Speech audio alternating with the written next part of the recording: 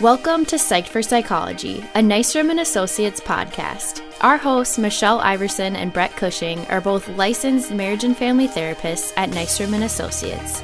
Each week, they talk about all things mental health and therapy, and you get a chance to dive into specific psychology topics that help promote personal development and wellness. And now, here are your hosts, Michelle and Brett. Hello and welcome to another edition of Psyched for Psychology. My name is Brett Cushing and I am a licensed marriage and family therapist. And I'm Michelle Iverson, also a licensed marriage and family therapist, and thank you all for joining us today. If this is the first time you are joining us, we are therapists and co-hosts of this podcast run by Nystrom & Associates. Nystrom & Associates is a premier mental health center with over 30 locations across Minnesota, Wisconsin, and Iowa. Nystrom offers mental health services that include therapy, medication management, community-based services, substance use treatment, and more. You can learn more about us and our services by visiting our website at nystromcounseling.com. We also want you to know that our audio broadcast can be found on all major podcast platforms, and episodes will be released weekly on Tuesday mornings. Our podcast has an email. It is podcast@nystromcounseling.com. That's podcast@nystromcounseling.com. Please go there because we would love to hear all of your feedback and comments, and we'd like to hear your ideas for upcoming episode topics that you'd like us to be talking about. Today, we're going to be talking a little bit about the concept of the 5 love languages. This is information actually based off of multiple books written by Gary Chapman. As therapists, and especially for those that like to do couples therapy, we tend to talk about these 5 love languages a lot with our clients, which makes us really psyched to talk about it with you today. What do you think has been like your favorite thing about doing this kind of work with your clients that you see? What I enjoy about it is that it is so remarkably applicable for people. This is something that people can do. It doesn't get much easier. And that's the encouraging news for everybody that's listening. If we are intentional about learning our love language and learning what other people's love language is and just applying the principles here, it's incredibly easy to see relationships turn around just by being a little bit more intentional. Absolutely. What I've really appreciated about it too is how often in communication things get lost in translation between anybody, not even just couples, anybody that you care about. If we aren't quite on the same page or using the same language per se, a lot of things get missed. And probably one of my favorite things has been when we talk about these 5 love languages, there are so many moments in which I am working with a couple or a family, whoever it is, they recognize, I miss that. I miss that this was them saying, I love you, just doing it in a different way. Absolutely. One of the tragedies I see within couples counseling is that so often couples really do care about each other. And as you said, everything, all the intention, all the genuine love is simply lost in translation. It reminds me of a true story. I was in France and I stuck out like a sore thumb. I was with a number of other Americans who are expatriates living in France. They could speak fluid French and they blended into the culture, and I stood out like a sore thumb, and they were always a bit embarrassed by me, and I just was learning and didn't really know a lot, but I thought I knew enough. I could go into this gas station and I'm going to get something and I'm going to pay for it. I'm going to do it all by myself. And so I went to the cooler and I pick out like a coffee drink, and there's a guy in the back and he's kind of yelling and screaming something to me, obviously in French. And I just sort of smiled because I had no idea what he is talking about. I figured smiling is a universal language everyone can understand. So I smiled and I said, oh, okay, and I just closed the door.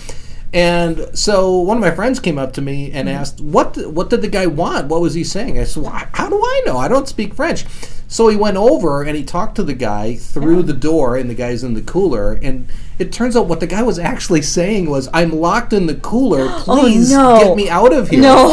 So I just smiled and said, yeah, okay. And I closed the door. Dumb American, the guy's probably thinking. But it's kind of an illustration of how what you're talking about, things get lost in translation. And it's really, there's no intention other than, we do really care about each other. Right. It's just really shows how tragic it is when things are lost in translation like that. Absolutely. So when we talk about these love languages, how do you tend to go about explaining to a couple, a family, what they are? Well, I like to first off explain what the 5 love languages are, and maybe I'll start with that and talk about why it's really important, and maybe you can kind of touch on that. But what is a love language? The idea is that we have this love language that we speak, and when other people speak it to us, we feel loved. And there are other love languages that I don't feel. Right.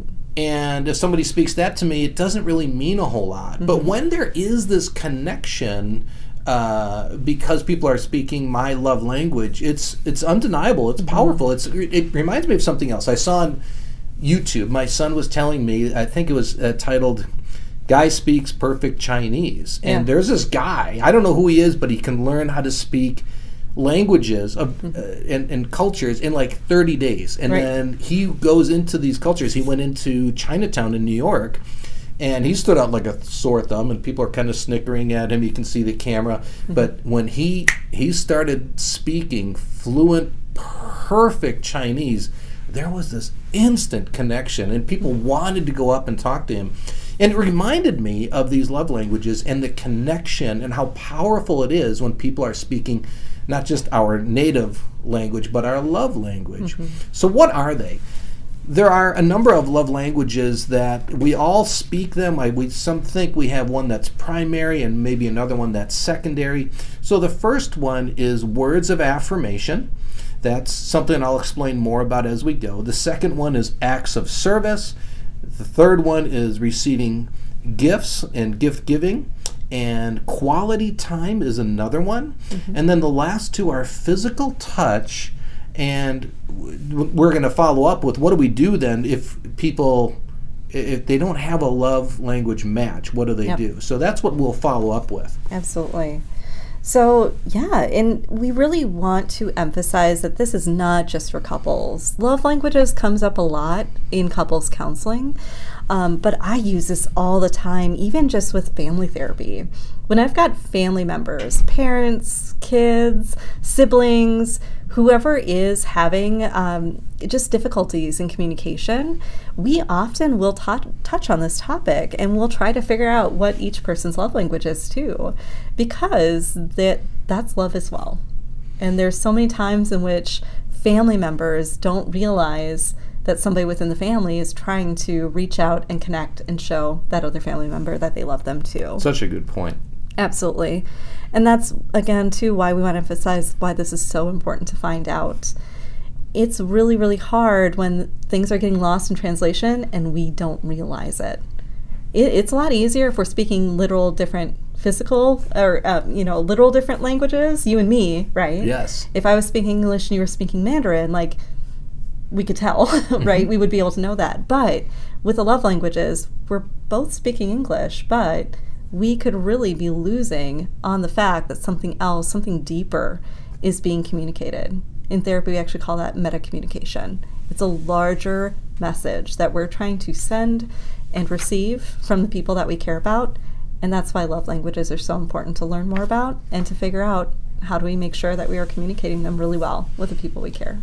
And one thing we can do to try to figure out what our love language is you could buy Chapman's book, The 5 Love Languages, and there's a way you can assess it within there and learn more about this. Also, as we go through this, I believe you will intuitively have an idea of what your top 2 love languages are. And if you really want to be daring, you can ask your partner, hey, what do you think my love languages are? So we'll talk more about that sort of exploration at the end. Absolutely. So let's talk about each of these love languages and what they are. Do you want to start first, Brett? I do want to start, yes, and I want to start with the words of affirmation. This is one of my top love languages. This is the top. When I hear words of affirmation, I really feel valued and loved, and that's really what we're talking about. It means that you're hearing from somebody some encouragement, something valid that they do. You're sending some communication that they are appreciated. Yeah. If it's sort of, if I get an email that says, "Hey, great job on something," I can feel my hormones bubble. I mean, it's just, it's awesome when I hear that. Absolutely. And so it's really something that can actually change my mood and course for the day when I can hear that.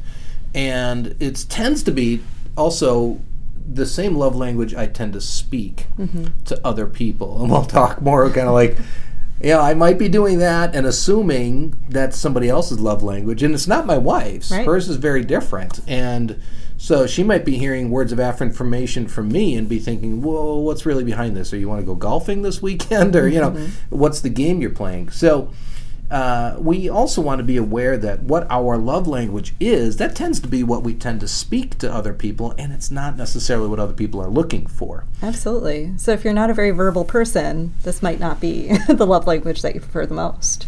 Right. I tend to be pretty verbal. Here I am doing a podcast. So I tend to be pretty verbal, and I want to give that affirmation. Why? Because it means so much to me. And so I know what this means to me when I get it. So I want to give it to other people.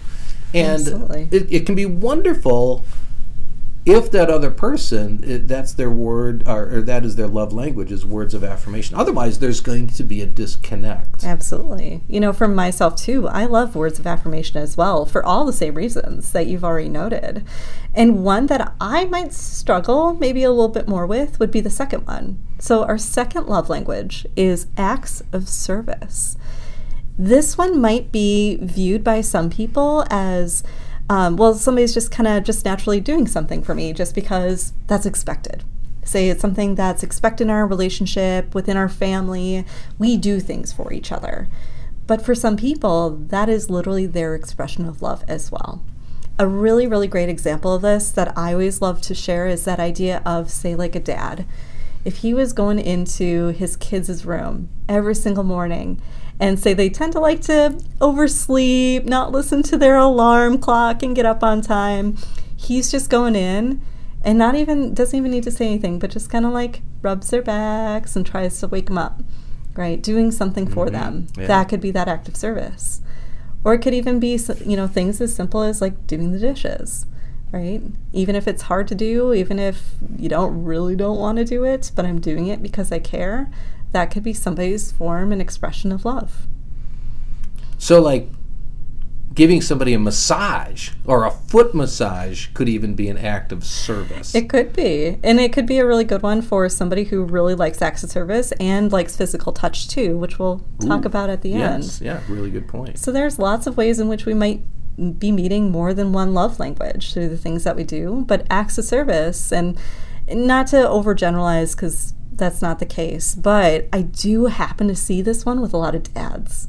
Like a lot of dads doing things for their kids tends to be, for a lot of dads I've worked with in family therapy, they will see this love language, as really being one that they like to do for their kids. And it's easier, I think, for dads, because I think as a man, we are socialized towards action and not emotion. And that's something that's helpful and unfortunate at the same time. Right. And so I do think you're right that dads can really readily identify with this, like, hey, give me something I can do. Yes. So something to think about for us. Another thing to think about is the next love language, which is receiving and giving gifts, or gift giving.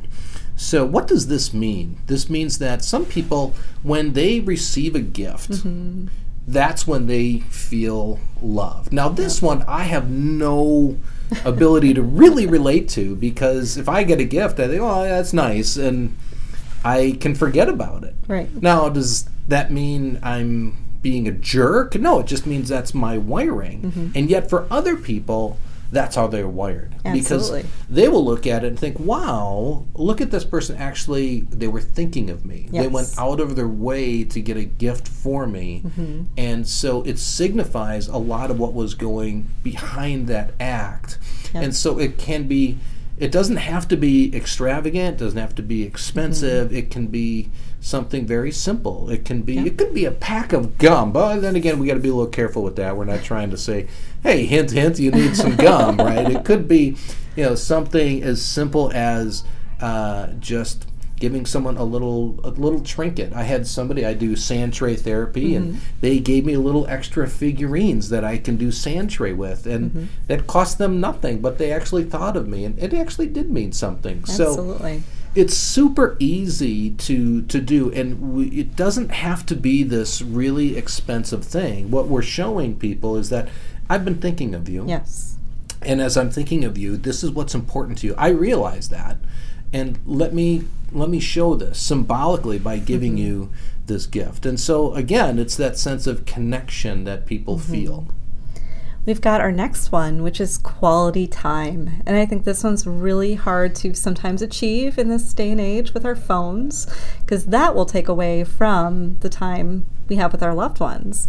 Because this one really emphasizes that word quality. It's not about the amount of time. When somebody prefers this as their love language, they don't really care as much about the amount of time, although that can be important, but it really comes down to what are we doing in that time together? Are we focused on each other, right? Are we communicating? Are we spending our time giving our all and our attention to the other person? Or are we having that taken away by distractions like our phone? So for those people that really, really care about this quality time, that would be one thing that would be talking about and taking a look into is, how are we doing with trying to achieve some actual quality time with each other at home? That's a really good point. The phones are a big barrier for having quality time, because quality time is about kind of this undivided attention. And quality time is about, it can be about quantity of time. It can. It doesn't, I like how you highlighted, it doesn't have to be that either. And sometimes quality time can be time together and not even saying anything. Yep. Just being together. And sometimes it's listening. And just listening to people is an incredible gift. So it's tough. It's tough. Another one is physical touch. Now, this one I don't think should be tough for people, because it's my other love language. And that kind of highlights how we approach our love languages. We think because I have physical touch as my second top, that, well, everybody would be kind of wired that way. And so if my wife isn't, or if my kids aren't, I might be thinking, well, why don't they hug me? They obviously don't love me if they're not hugging me. And so notice how we can do that. We sort of project, kind of like when we go into another culture, we sort of project our cultural values on others and expect other people to understand. Right. And they just don't. Right. We understand in a cultural setting because we know, like, oh, this is a totally different culture. But we forget with our partners, with our kids, that it's sort of like a cross-cultural experience again. And not everybody is wired for physical touch. Now, that's beyond my comprehension. And yet it's true. And so, and now this doesn't have to be full-blown having sex together. It's not what this is about. That's what a lot of people think. Yeah. Physical touch can be just putting your hand on somebody's shoulder in a reassuring way. It can be just touching their arm in a way and just saying, hey, I'm here with you. In fact, not even saying anything. Yeah. And just, touching their arm, giving them a hug, any kind of physical touch. For those of us that really don't resonate with this physical touch love language, just as it's hard for me to understand how somebody couldn't have this love language, for those that don't, it's hard to even understand the impact that it has. Like, it doesn't take much. And that's the other thing I wanted to bring up is notice how easy this is. This is not hard to actually put your hand on someone's shoulder. Give them literally a pat on the back. Absolutely. Or give them a hug. I mean, how much control do I have over that if that's going to enhance my connection and my partner feeling loved by me? I have 100% control over that in a very simple way. So that's kind of got us thinking, what do we do if there isn't a match in love languages? And we were thinking about all the times in which we work with our clients to help them to figure out first, what is your love language? Before we can figure out if there's a match or not, we have to figure out what they are. And so we're talking about some different examples of things that we like to do with our clients to help them to find out. Yes. Well, one of the things I do with my clients is I share a true story of my wife and I. When we were first married, I bought her flowers, and I was so excited to bring her flowers because I thought, well, that's what husbands do. You give your wife flowers and show her I love you. And she, I brought these flowers, and she said, "Oh, thank you so much." And then I was like, "Cool, I'm going to bring her more flowers." And so I brought her flowers again, and she said, "Oh, yeah, thanks." And then her face had fallen a little bit, and I was like, "Oh, does she not like these kind of flowers?" So I went back out of the flowers again a third time that I got her the first time, and she said, "Oh, yeah, and thanks. How much are these?" And I said, "Well, it doesn't matter. You're worth it. Even though we're on a really tight budget. I'm in grad school still at this time." Sure. So then the last time I gave her flowers, she said, "Oh, yeah, thanks. You know what? I don't need flowers." And it was kind of hard for me to hear that. She was being so polite. She was, yeah. I mean, where's the affirmation that I need to feel loved, right? So I'm looking for that. Yeah. I'm looking for some, not only words of affirmation, but I'm looking for some physical touch, a hug, or and I'm looking for some affirmation that I'm hitting the mark here, that she's feeling loved. I'm not getting that, and I'm getting a little discouraged, right? And she's getting stressed because gift giving is not her thing. Quality time is her love language, and she wasn't getting that. Now, does that mean I didn't love her? No. Not at all. And the fact that I wasn't receiving the words of affirmation that I so want, does that mean she doesn't love me? Absolutely not. No. That's, Michelle, what I find so frustrating is that couples, they really do love each other. And as you said, there's this loss of having things lost in translation when we interact with each other. And yet when we can start to speak each other's love language, wow, things really change. So getting back to your question, how do we find out? Well, this is what I do with couples, and I find it's kind of fun. It is. I have them in my office, and we do kind of like the Rochambeau, where you do with your hand, and you do rock, scissors, paper. So I kind of do that, but we don't do rock, scissors, paper. I have them hold up a number 0, we'll just keep your fist clenched, to 5, and they rate how well they're doing in speaking each other's love language. So, for instance, I might say to the guy, okay, we're going to assess how well you think your wife is speaking your love language, let's say of physical touch. Right. And then I'll ask the wife, now you are also going to rate how well you think you are, in fact, speaking his love language of physical touch. Now, this is fun, and you can have fun with it, and you just kind of go 1, 2, 3, and then on 3, they both rate on a scale of 0 to 5 how well that love language is being spoken and how much he's experiencing it. Now, what's interesting is when there's a discrepancy. She might think, hey, I'm doing a 4, and he's got a 1 or a 2, and then we kind of laugh because it's normal, but then we talk about it. Now we've got an opportunity to talk and say, all right, so let's talk more about this. What do you think you need more of? What does it look like for you to have physical touch? And she might say, well, I'm doing this, or I'm trying to do that. Yeah. It's just missing the mark. Yeah. There's no judgment. It's just a matter of having this conversation. But first we're finding this baseline, and we kind of go both ways. And so then we kind of go with her and have kind of an evaluation of how he's doing, speaking her love language. And it can be a lot of fun and really helpful to sort of get this benchmark of, okay, this is where we are.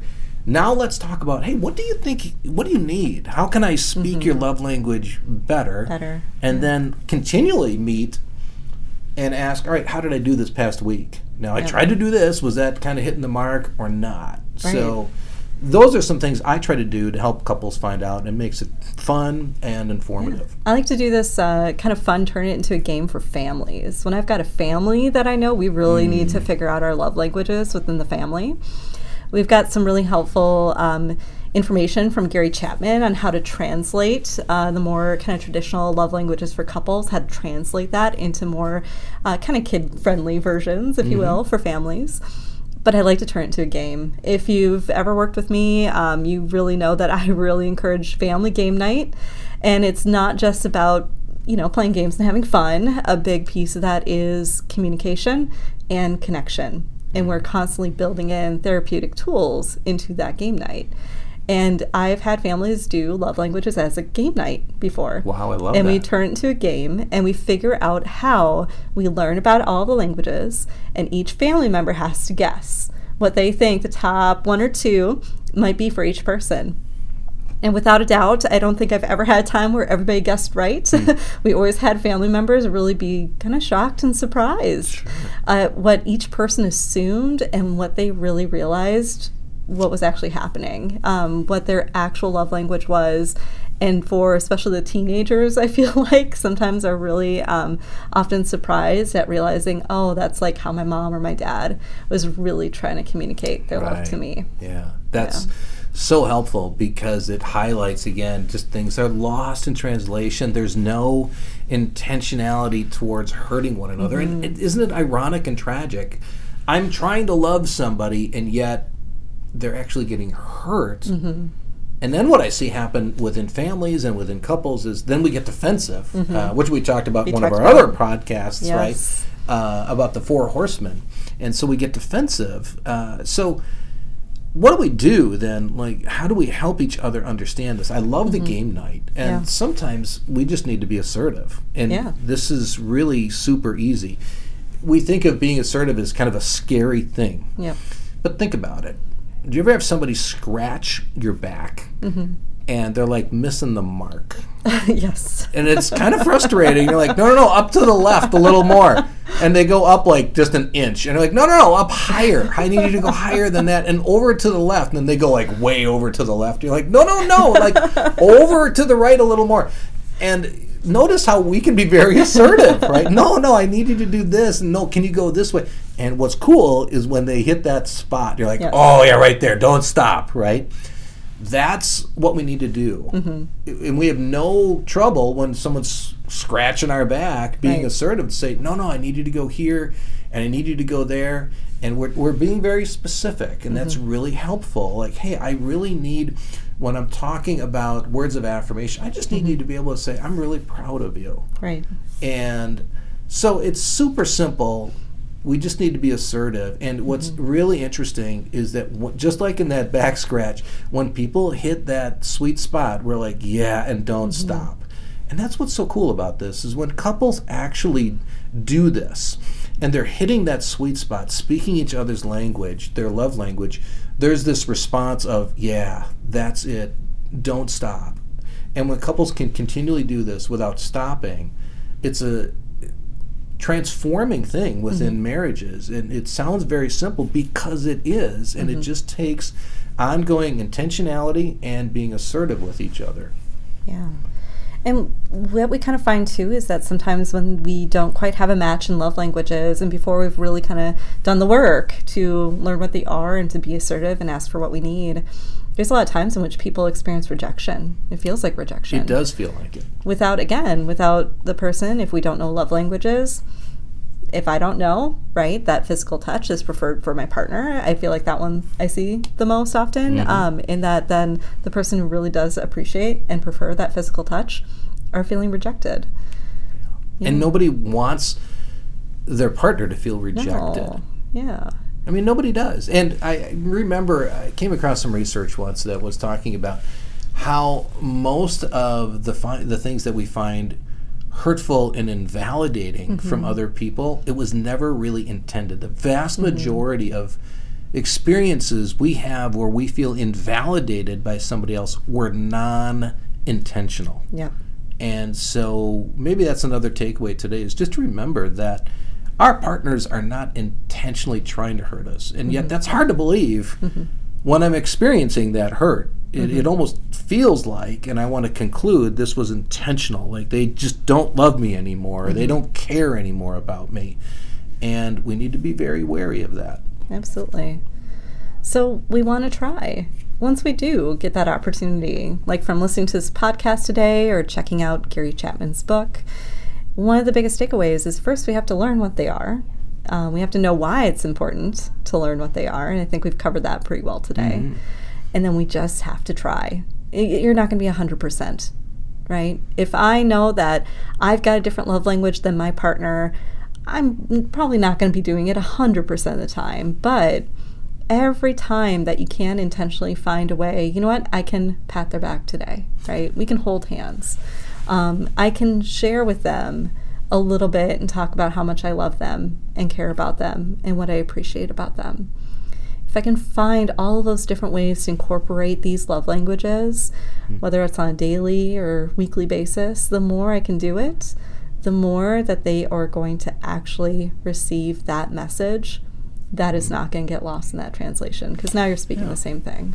And, another thought I had as I was listening to you, Michelle, was when somebody is actually speaking your love language, when you find that and you experience that from your partner, let them know. Yes. And give let them feedback. know. Yeah, give them feedback. Say, hey, thanks. When you did this, that really meant a lot to me. I really appreciate that. Now, notice we do that again, like with the back scratching. You're like, oh, thanks, and we let people know. My son just gave me a back rub last night. I was like, oh, dude, thanks. That was awesome, right? When we're experiencing somebody speaking our love language, let them know, and that reinforces that. They'll know, like, hey, cool, this is working. They're going to be more motivated to do it. Absolutely. We're going to create something called a positive feedback loop. The more that I want to see you doing this for me, I'm going to let you know, right? And let you know by saying that I appreciated, that I really loved. Yeah, and helps me to feel loved. Yeah. Good. So, again, thank you all so much for joining us today. Please make sure to like, share, and subscribe to our Psyched for Psychology podcast. We will have new episodes being released every Tuesday morning. You can find us now on any major podcast streaming platform, and you can follow us for our new episodes. We look forward to joining you again real soon, and we look forward to hearing from you. Your comments are always welcome. You can email us your comments at podcast@nystromcounseling.com. That's podcast@nystromcounseling.com. And let us know any ideas you have for future topics that you would be psyched to hear us talk about. Again, you can also learn about Nystrom & Associates and all of our available mental health services by going to nystromcounseling.com. Thanks again for joining us. We're psyched to talk to you again real soon. Thank you as always for listening, and please be sure to leave us a review. While this podcast can't be a replacement for therapy, we hope you enjoyed our discussion today and join us again next time. Nystrom & Associates is always available to those who are struggling. If you find yourself in need of support and help, please check us out at nystromcounseling.com.